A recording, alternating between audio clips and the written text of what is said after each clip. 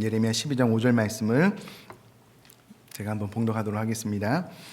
만일 내가 보행자와 함께 달려도 피곤하면 어찌 능히 말과 경주하겠느냐. 내가 평안한 땅에서는 무사하려니와 요단 강물이 넘칠 때에는 어찌 하겠느냐. 아멘. 저희는 현재 1년에 한 번 이렇게 설립 기념 주일에는 어김없이 교회의 설립 비전을 선포를 합니다.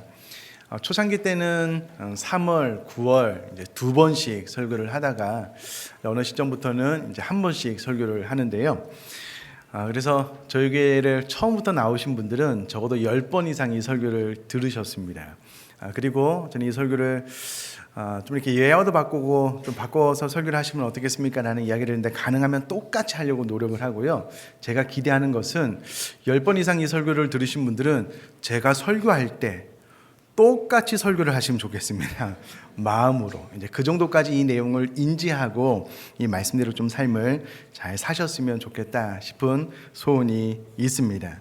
저희가 10년 전에 이곳에서 시작을 할 때에 우리에게는 질문이 하나 있었습니다. 그 질문이 무엇이냐면 왜 교회는 세상에 희망을 줄 수 없을까? 왜 교회를 건축한다고 하면 주변에서 피켓을 들고 반대를 하고 교회가 세워지는 것을 막을까? 왜 세상 사람들이 교회가 하나 세워지는 것보다 주변에 마트가 들어서는 것을 더 좋아할까? 어떻게 교회가 이렇게 되었을까? 교회가 세상을 치유하고 변화시키는 역할을 해야 되는데 왜 세상으로부터 염려, 걱정거리가 되었을까? 이런 고민이 있었습니다. 그래서 저희 교회는 세상에 희망을 주는 교회가 되기를 원하는 마음으로 이곳에 교회를 설립하게 되었습니다. 그리고 저에게는 설립부터 지금까지 단 한 번도 변함없이 우리 교회 설립 비전이 너무나도 분명하고 뚜렷합니다. 경기 북부 지역에 사도행전에 바로 그 교회와 같은 영향력을 끼치는 교회 되기 위해서 우리 교회가 이곳에 설립이 되었고 지금 만 10년을 맞이하고 있습니다. 여러분들 교회가 여러 가지 형태의 교회가 있지만 좋은 교회가 있고 위대한 교회가 있습니다. 좋은 교회는 한 명의 담임 목사가 좋은 목회 철학을 가지고 잘 목양을 하면 만들 수 있는 교회이지만 이런 교회는 좋은 교회이기는 하지만 위대한 교회는 아닙니다. 그러면 어떤 교회가 위대한 교회냐라고 했을 때에 교회의 목회 철학, 교회의 방향을 구성원 전체, 성도님 전체가 인지를 하고 이 목표에 헌신하게 될 때에 비로소 위대한 교회가 될 수 있는 것입니다. 오래전에는 저희 교회 이제 리더들 그리고 이제 특별 새벽 기도회 때 이제 골이라는 영상을 다 같이 봤는데요. 내용은 이렇습니다. 아주 이제 어린 아이들이 축구 시합을 하는 거예요. 그런데 이 아이들이 시합에 나가기 전에 코치의 이야기를 들었지만 축구 룰을 잘 모르는 거예요. 또 본인이 어떤 포지션에서 어떻게 뛰어야 될지 전혀 감이 없는 아이들이 축구 시합을 하니까는 난리도 아닌 겁니다. 난리도 아닌 거예요. 심지어는 축구를 하다가 자기 골대에 넣고 좋아하기도 하고 축구를 하다가 뛰어가는 강아지를 보고 따라가기도 하고 이런 현상이 발생을 했습니다. 그래서 전반전이 다 끝나고 난 다음에 그 아이를 모아놓고 코치가 열심히 이야기를 하는데 아무도 듣지 않습니다. 그냥 뭐 간식 먹고 자기 할 일 하고 그리고 후반전으로 나갔는데 전반전이랑 다를 것이 없는 것이죠. 여러분 이와 같은 일들이 안타깝지만 오늘날 기업에 또 교회에 그대로 발생을 하고 있습니다. 여러분 왜 오늘날 교회가 위대한 교회가 되지 못하냐면 교회가 가지고 있는 목회 철학, 비전, 방향과 성도님들이 그 비전에 헌신하고 싶은 그 마음이 없는데 그 비전과 성도님들의 삶 사이에 갭이 있기 때문에 그렇습니다. 이것을 실행 갭이다라고 이야기를 하는데요. 교회는 아니고 기업들이 왜 위대한 기업이 될 수 없는가라는 것을 해리스 폴링 그룹이 연구를 했습니다. 그랬더니 실행 갭이 있다는 거예요. 어떤 실행 갭이 있냐면 이런 문제가 있더라는 겁니다. 조직 내에서 여기서 말하는 조직은 기업을 말합니다. 기업 내에서 직원들이 그 기업이 가지고 있는 비전, 목적, 방향을 제대로 이해하고 있는 사람은 15%밖에 안 된답니다. 그러니까 나머지 구성원들은 우리 기업의 비전, 목표가 무엇인지 몰라요. 관심조차 없답니다. 그렇기 때문에 위대한 기업이 될 수 없다는 거죠. 교회로 말하자면 우리 교회의 설립 목적을 우리 교회 성도님들이 다 잘 알고 계시냐라고 했을 때에 통계적으로 보면 한 15% 정도만 알고 있는데 저희 교회는 더 많이 알고 계십니다. 왜냐하면 제가 끊임없이 선포를 했기 때문에 그렇습니다. 여러분 저를 한번 봐주시고요. 우리 교회 설립 목적 비전을 같이 한번 해보도록 하겠습니다. 경기 북부 지역에 이렇게 시작을 합니다. 저를 보시고 시작. 경기 북부 지역의 사도행전 바로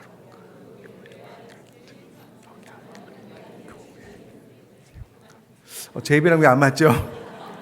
제가 말씀을 드렸는데 경기 북부 지역의 사도행전의 바로 그 교회와 같은 영향력 있는 교회 되는 것, 이것이 우리 교회의 설립 목적입니다. 이것이 우리 교회의 비전입니다. 또 해리스 폴링 그룹이 또 하나를 발견하게 되었는데요.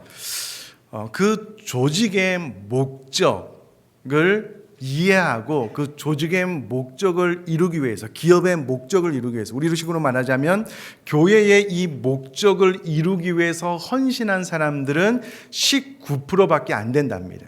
5명 중에 1명, 10명 중에 2명만 그 조직, 기업의 목표를 이루기 위해서 헌신한다는 거예요.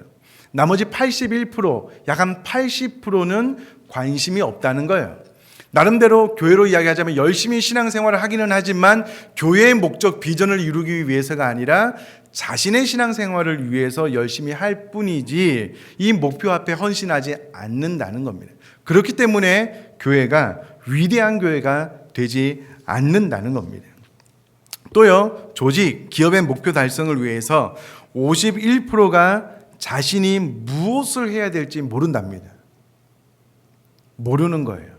그러니까 내가 의정부 비전교회 성도로서, 내가 등록교인으로서 우리 교회 설립 비전이 무엇이고 이 비전을 위해서 내가 어떠한 헌신, 어떠한 삶을 살아야지 이 비전이 이루어지겠다라는 것을 51%가 모른다는 거예요. 통계적으로 그렇다는 겁니다.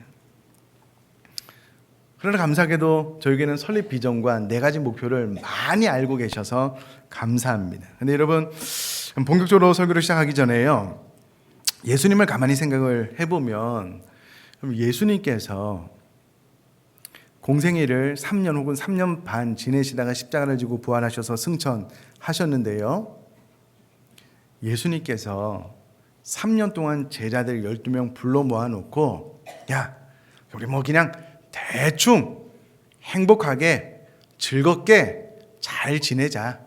그러면 나는 그냥 십자가 지고 부활해서 승천하면 된다. 예수님께서 제자들에게 그렇게 하지 않으셨다는 겁니다.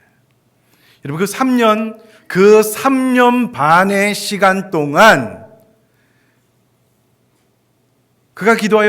예수님께서 기도하여 뽑은 12명으로 하여금 온 세계를 뒤집어 놓을 만큼의 믿음을 그 안에 불어넣기 위해서 동거동락하셨습니다.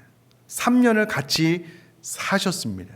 제자들 가운데 제대로 된 믿음이 보이지 않을 때마다 예수님께서 강하게 지적하시면서 책망하셨습니다. 왜 이렇게 믿음이 정냐는 겁니다. 왜 그렇습니까? 예수님 곧 3년 뒤에 십자가를 지시고 부활하시고 승천하시면 제자들만 이 땅에 남아서 하나님의 나라를 확산시켜 나가야 되는데 제대로 된 믿음, 제대로 된 훈련을 받지 않으면 이 사역을 감당할 수가 없는 거예요. 그래서 예수님께서 제자들과 3년 혹은 3년 반 동안 먹고 자고를 하시면서 제자 훈련을 시키신 겁니다.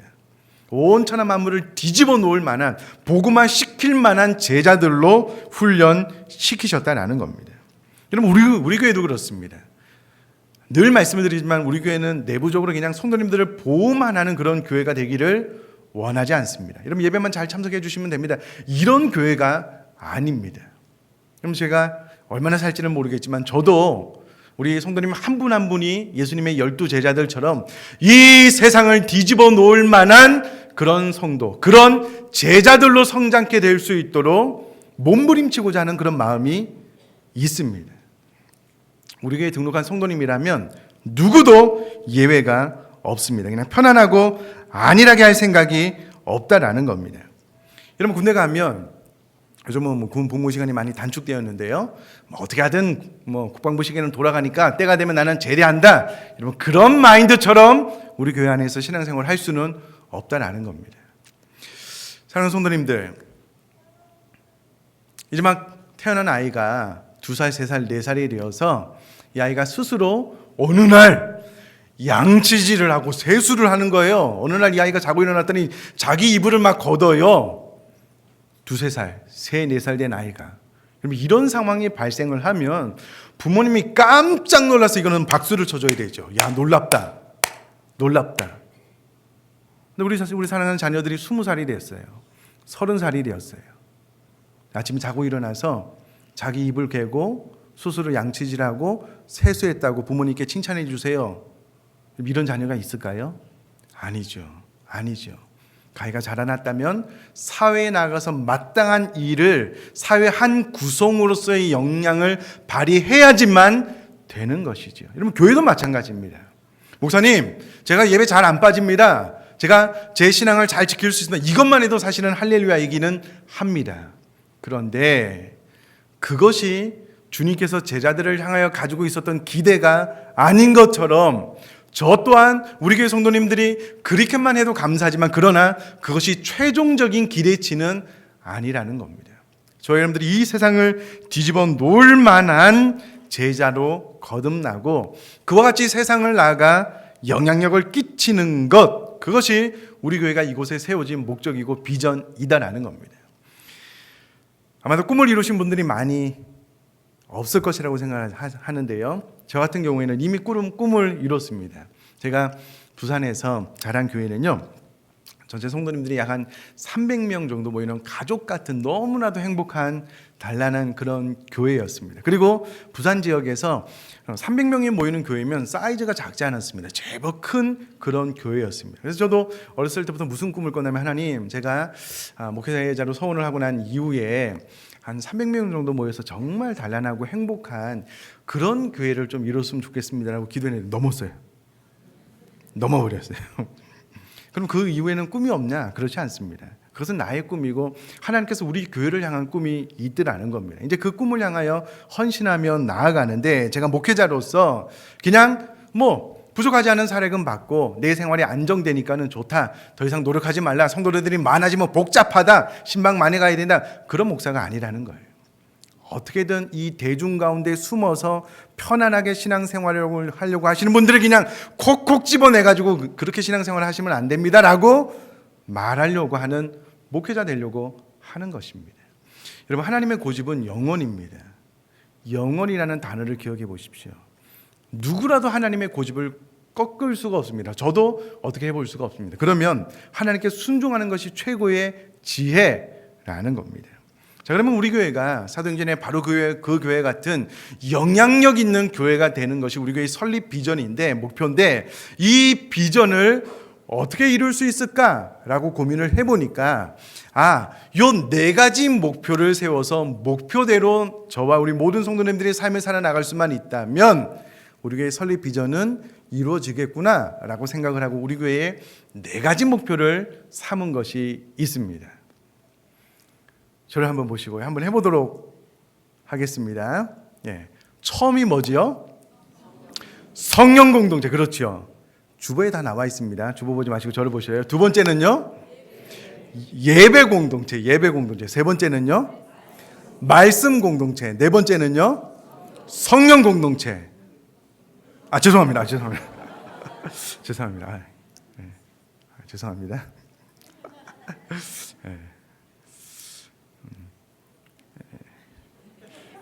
죄송합니다. 성경 공동체. 제가 이제 이 이야기를 하는데 대답을 해야 되잖아요. 그러니까 대답이 잘 안 돼가지고 머뭇대시는 분이 좀 보여가지고 좀 웃겨서 그랬습니다. 죄송합니다. 성경 공동체, 성경 공동체. 자, 처음부터 해볼까요? 시작. 성령, 예배, 말씀, 선교. 이 4가지의 목표가 있습니다. 우리가 이 4가지를 잘 하면은요, 자연스럽게 사도행전의 바로 그 교회 같은 영향력을 끼칠 수가 있습니다. 첫 번째가 성령 공동체입니다. 여러분, 성령 공동체라는 말은 아주 쉽습니다. 어렵지 않습니다. 성령님이 이끄시는 개인, 성령님이 이끄시는 공동체, 성령님이 이끄시는 교회를 의미합니다. 그럼 불과 이 한국이요, 30년 전만 해도 성령님의 임재가 무엇인지 표현을 잘 못했습니다. 성령님의 음성을 듣는다는 것이 무엇인지, 여러분 요즘 성령님의 음성을 듣고 신앙생활 하십니까? 이런 질문 자체가 좀 의아스러웠습니다. 이게 보편적인 것이 아니었습니다.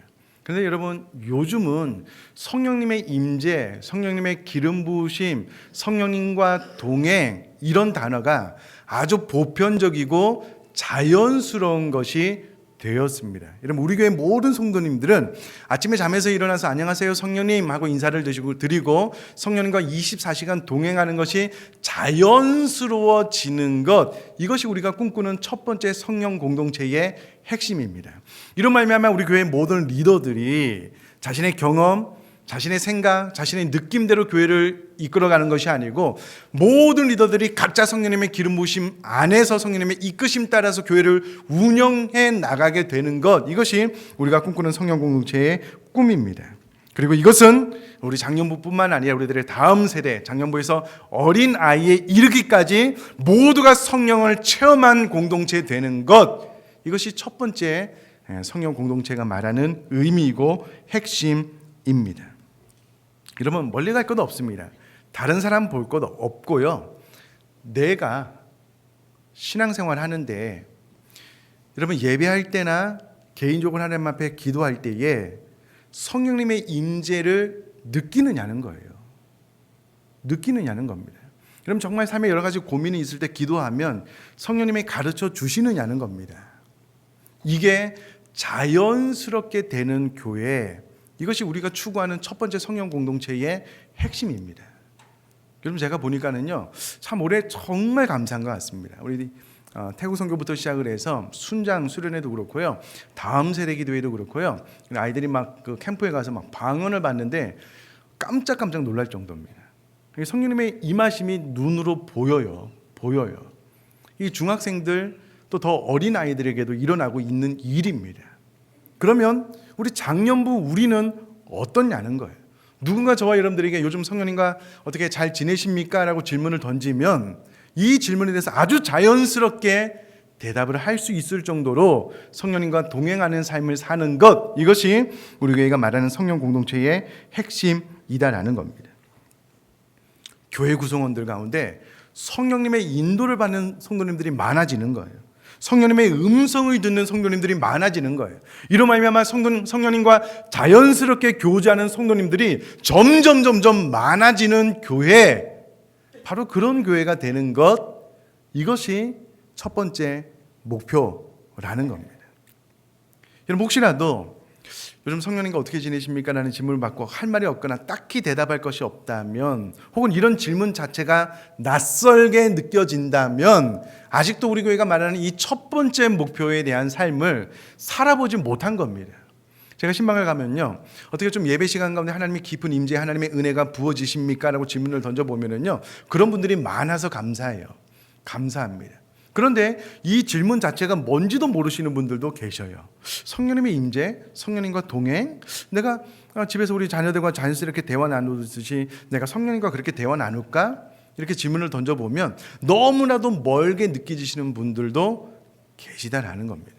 그러나 여러분, 우리 모든 성도님들이 이것을 좀 뛰어넘어서 성령님과 동행하는 것이 자연스러워지는 것, 그리고 우리뿐만 아니라 우리 사랑하는 다음 세대까지도 성령님의 기름 부으심을 경험하는 공동체가 되는 것이 우리 교회의 첫 번째 목표, 성령 공동체의 꿈이라는 겁니다.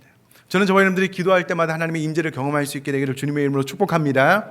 그렇게 되셨으면 좋겠어요. 혹시라도 오늘 돌아가셔서 여러분의 자녀들이 아빠 엄마 성령님과 동행한다는 게 과연 뭐야? 라고 질문을 하면 정확하고 명료하게 본인의 경험을 이야기해 줄 수 있는 그런 삶을 살아나갈 수 있게 되기를 주님의 이름으로 축복합니다. 그렇게 되셨으면 좋겠어요. 두 번째가 뭐라고요? 예배 공동체입니다. 우리 교회에서 말하는 예배 공동체는 예배가 살아있는 공동체, 예배가 살아있는 교회를 말합니다. 예배가 너무 기대가 되는 거예요. 예배 때마다 하나님의 거룩한 임재가 느껴지고, 예배 때마다 나 스스로 주체하지 못하는 하나님을 향한 찬양이 터져 나오고, 예배 때마다 하나님을 향한 집중력이 너무 높아지는 거예요. 하나님 외에는 다른 것을 생각할 수 없고 예배가 너무 좋은 거예요. 그러다 보니까는 우리가 공적으로 모였을 때 하나님의 거룩한 기름 부심뿐만 아니라 삶의 현장으로 돌아가서 말씀대로 사는 그 삶을 통하여, 삶의 현장으로 돌아가서 기도하고 찬양하는 그 삶을 통하여 예배가 실현되어지는 것. 그래서 결국 삶이 예배가 되고 예배가 삶이 되는 것이 우리 교회가 추구하는 두 번째 공동체의 목표, 바로 예배 공동체가 추구하는 바입니다. 저는 저와 여러분들이 모든 예배가 기다려지고 모든 예배 가운데 이 예배의 감격에 빠질 수 있게 되기를 주님의 이름으로 축복합니다. 그럼 아멘 한번 해보시죠. 아멘. 여러분, 예배가 즐겁지 않으면은요, 죄송한데 천국 가시면 안 돼요. 진짜 그렇습니다. 왜냐하면 천국은 영원토록 예배의 나라거든요. 거기는 설교도 없어요. 뭐 신방도 없고요. 기도회도 없어요. 예배만 드려요. 24시간 영원토록. 예배가 지루하고 예배가 힘든데 천국 가면 행복할까요? 그럼 어떨 것 같으셔요? 생각 잘 하셔야만 됩니다. 천국 적응은 이 땅에서의 삶으로 구별됩니다. 진짜 내가 내 예배가 너무 즐겁고 행복하면 이 예배를 영원토록 드리고 싶어서 천국 가고 싶은 거잖아요. 그런 천국 말고 내가 지옥은 가기 싫은데 딱히 갈 데가 없어서 이거는 아니잖아요. 천국은 예배의 나라인데. 여러분, 혹시 기회가 되면 진짜 여러분 못 믿으실 것 같아서 이 강대상 옆에 한두 분을 좀 모셔서 세워서 이 성도님 얼굴을 한번 보여드리고 싶어요. 놀랍게 여러분 다 보입니다. 다 보여요. 여러분의 표정, 예배의 태도, 예배에 임하는 마음의 자세가 다 보여요. 어떤 분들은 예배가 너무 기대가 돼서 오시는 분이 계셔요. 예배가 시작된과 동시에 정말 하나님 앞에 집중해서 찬양하는 분도 계시고요. 아무리 집중하려고 해도 예배 자체에 집중이 안 돼요. 찬양의 마음의 가사가 실리지가 않아요. 뭔가 예배 시간에 자꾸 딴 생각이 나는 거예요. 정말 너무나도 사랑하는 주님께 예배하려고 하는 그 마음에 사로잡혀서 예배하시는 분도 계시지만 그렇지 않은 분들도 계신 겁니다. 우리 교회가 추구하는 예배는 살아있는 역동적인 예배입니다. 저는 개인적으로 기도하는 것은 이 땅에 현존하는 그 어떠한 예수전도가 됐든 마커스 찬양 집회가 됐든 그와 같은 예배에서 가장 역동적으로 예배하듯이 우리 교회가 그렇게 예배했으면 좋겠다 싶은 생각이 있습니다. 그렇게 기도하고 그렇게 도전하고 싶은 마음이 있습니다. 제한하지 말고 마음껏 성경에 나와 있는 모든 방법을 다 사용해서 예배하는 것. 여러분, 그런 저와 여러분들이 되셨으면 좋겠습니다. 여러분, 이렇게 되면은요, 삶의 예배가 됩니다. 그러면 우리가 찬송을 드리듯 내가 있는 곳이 어디든 그곳이 하늘나라가 되는 겁니다. 늘 예배하고 늘 성령님과 동행하는 그런 삶을 좀 잘 살아 나가셨으면 좋겠습니다. 제가 오늘 아침에 교회 나오다가 이제 준비를 하다가 스스로 웃었습니다. 그래서 우리 아내가 왜 그러냐고 그래요. 제가 씻고 나서 이제 머리를 만지고 있는데 저도 모르게 하나님 오늘 머리 잘 되게 해주세요. 기도가 나오더라고요. 머리가 좀 잘 되게 해달라고. 자연스럽게 기도가 나오더라고요. 그러면서 이제 웃었는데요. 우스갯소리지만 그런 게 참 좋습니다. 하나님 좀 오늘 저 머리 좀 잘 나와야 됩니다. 숱이 많이 없어서 잘 나와야 되는데 좀 잘 도와주세요. 그럼 저 스스로 웃어요. 하나님도 웃으시는 것 같아요. 마음이 참 좋아요.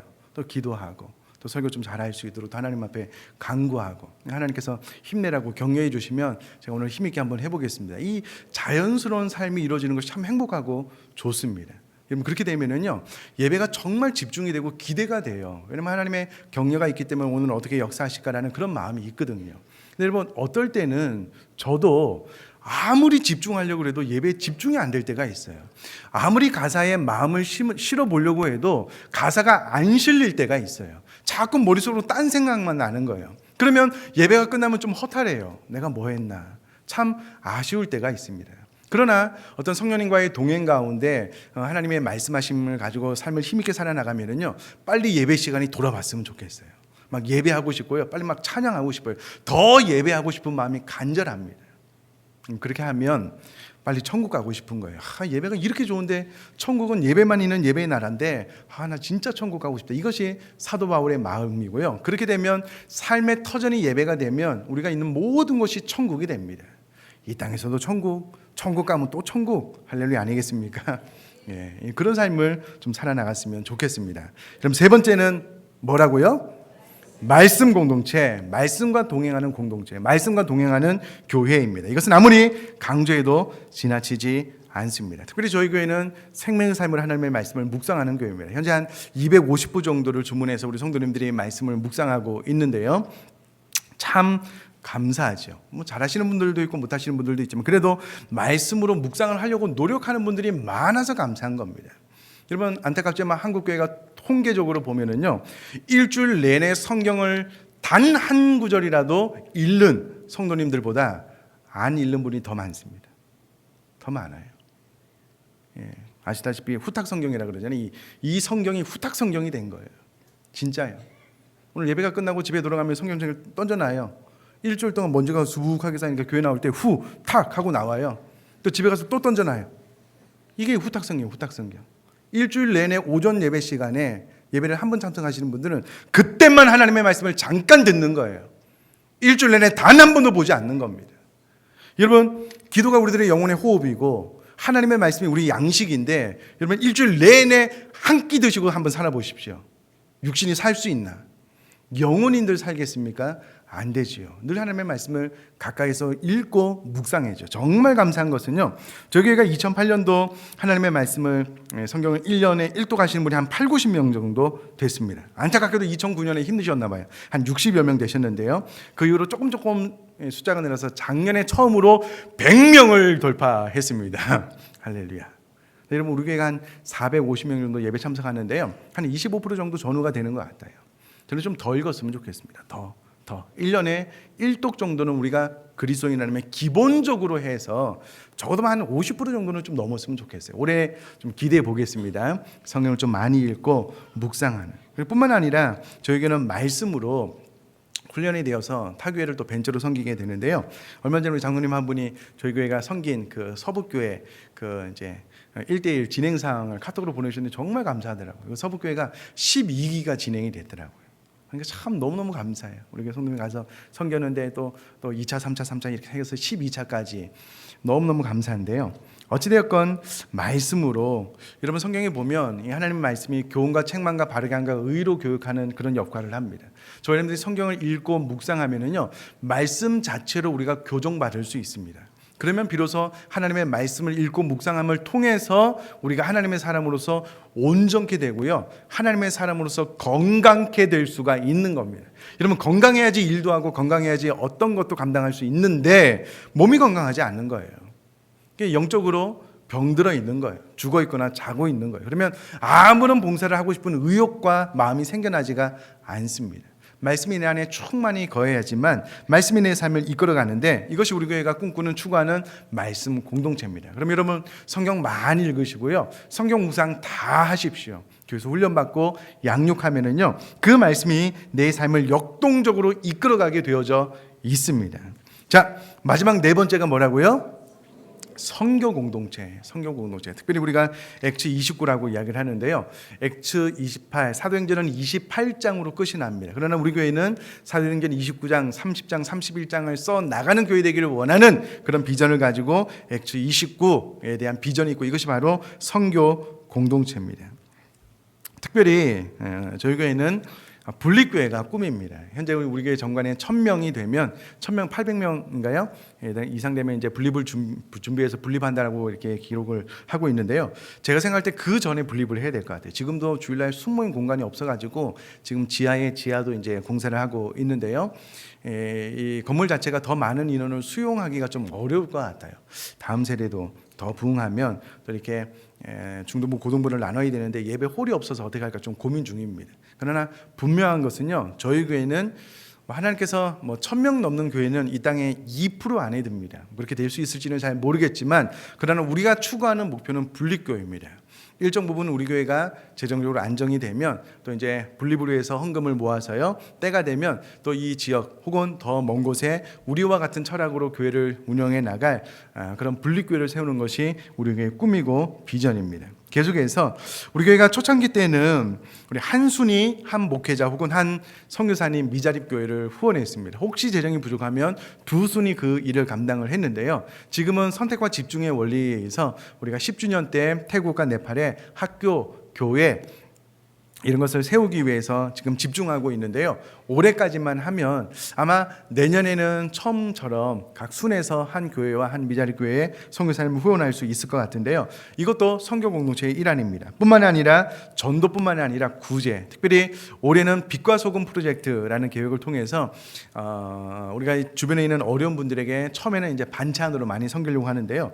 제가 정말 큰 감동을 받았습니다. 첫 모임 때 생각보다 많은 분이 오셨어요. 그리고 뭐 연습과 또 구조적으로 안 되신 분들은 제가 첫 모임에 나가지는 못하지만 제가 봉사하겠습니다라고 해서 어려운 분들을 찾는 분, 또 반찬을 만드는 분, 반찬을 배달하시는 분들이 벌써 많은 분들 지원을 해주셨습니다. 너무너무 감사하고요. 올 한 해도 이 빛과 소금 프로젝트가 또 잘 진행될 수 있도록 기도해 주시고 아마 진행될 수 있을 것 같아요. 이와 같이 어떻게든 우리 교회는 우리 교회뿐만 아니라 외부를 섬기고 돕고 교회를 세우고 하는 이 목적으로 우리 교회가 세워졌기 때문에 이 일을 하고 있는 겁니다. 특별히 여러분 우리 교회는 아버지 학교, 어머니 학교, 부부 학교와 같은 이런 학교를 지원하고 후원합니다. 이게 왜 그러냐면 여러분 한 명의 아버지가 성경적으로 회복되면 그 가정이 변하게 되어져 있습니다. 한 분의 어머니가 제대로 된 어머니상을 성경적인 어머니상을 갖게 되면은요 그 가정이 행복해지게 되어져 있습니다. 부부도 마찬가지고요. 그래서 교회가 교회 자체 프로그램을 운영하기도 바쁘기는 하지만 그러나 저희 교회가 이와 같은 기회가 오면 거부하지 않습니다. 오히려 더 적극적으로 아버지 학교, 어머니 학교, 부부 학교를 오픈해서 섬기려고 노력을 하고 있습니다. 왜냐하면 여러분 우리가 우리 스스로의 평안만을 추구한다면 이렇게 많은 일을 만들면 안 되죠. 피곤하니까요. 어려우니까. 그러나 우리 교회가 설립된 목표 자체가 외부를 향한 섬김이기 때문에 가능하면 힘들지만 이와 같은 학교를 오픈해서 계속해서 섬기려고 하는데 여러분 많이 동참을 해주시면 감사하겠습니다. 마지막으로요. 우리 고 하용조 목사님이 살아계실 때에 늘 오늘의 교회 가운데 이와 같은 비전을 선포했습니다. 여러분 우리 교회 등록하셨다면 배우십시오. 다 배우셨다면 가르치십시오. 또 우리 교회에서 사역할 장소가 없다면 다른 곳으로 파송되어서 그 교회를 섬기십시오 라고 늘 말씀을 드렸는데요. 저희 교회도 이와 같은 비전이 있습니다. 여러분 우리 교회 처음 오시면 저희 교회는 사역을 막 시키는 교회가 아닙니다. 충분히 배우십시오. 큐티 베이직도 배우시고 1:1도 배우시고 지도자 반도 좀 잘 배우셨으면 좋겠습니다. 그러나 하나님의 은혜가 내 안에 충만히 부어진다면 그때는 섬기셨으면 좋겠습니다. 그리고 우리 교회에서 더 이상 배울 것이 없다면 저희 교회가 성경책까지 선물로 드리면서 파송해서 어디든 타교회를 섬길 수 있도록 저희들이 축복해서 보내드립니다. 이것은 미워서 보내드리는 것이 아니고요. 저희 교회는 저희 교회보다 더 큰 하나님의 나라라는 그림이 더 크기 때문에 그렇습니다. 그래서 우리 교회에서 넘쳐나는 봉사자가 있다면 미자립 교회나 작은 교회 봉사자가 없는 교회로 저희들이 축복하면서 파송해서 보내드리면 그 교회에서 1, 2년 동안 잘 봉사하고 섬기셔서 그 교회가 좀 자립하고 세워지게 되면 다시 돌아오시면 됩니다. 이와 같은 일들을 교회가 계속해서 하고 싶은 것입니다. 이곳 가운데 제 마음을 가장 힘들게 하시는 분은 배우지도 않고 가르치지도 않고 파송되지도 않고 그냥 계시는 분입니다. 물론 직장 때문에 또 처음 믿는 분들은 괜찮습니다. 구조적으로 또 몸이 아프신 분들은 괜찮습니다. 그러나 그 외에 내가 할 수 있음에도 불구하고 우리 교회의 이 방향과 전혀 상관없는 나 혼자만의 신앙생활을 하려고 하는 것은 교회가 그렇게 기뻐하지는 않습니다. 여러분 꼭 그렇게 하셨으면 좋겠습니다. 여러분 다시 한번 말씀드리지만 예수님께서 12명의 제자들 불러다 놓고 야 그냥 내 옆에만 붙어 있으면 돼. 네 마음이 평안하기만 돼. 그냥 나만 따라다니면 돼. 여러분 예수님께서 단 한 번도 그런 적이 없으셨습니다. 늘 믿음 없음을 지목하여 책망하시고요. 믿음을 키워주셨고 온 세상을 변화시킬 수 있는 제자로 키우셨습니다. 양육하셨습니다. 우리 교회 모든 성도님들도 이렇게 되기를 원하는 꿈이 있기 때문에 하여튼 볼 때마다 이 강단에서 이와 같은 메시지가 선포될 것입니다.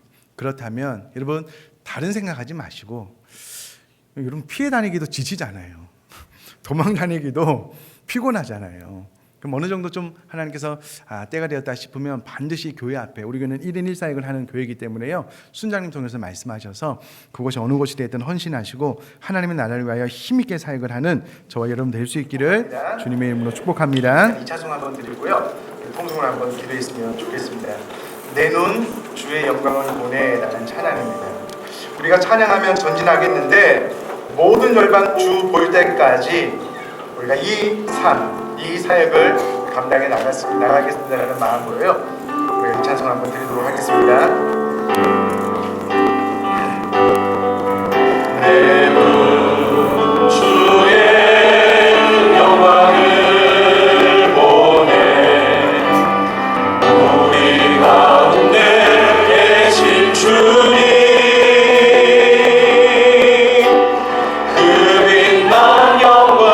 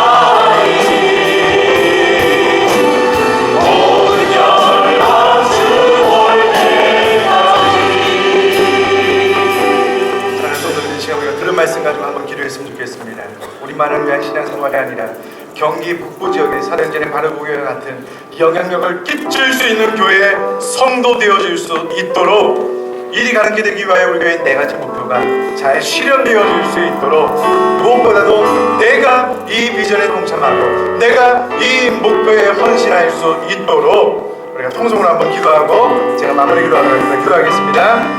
살아계신 하나님 아버지, 그렇습니다.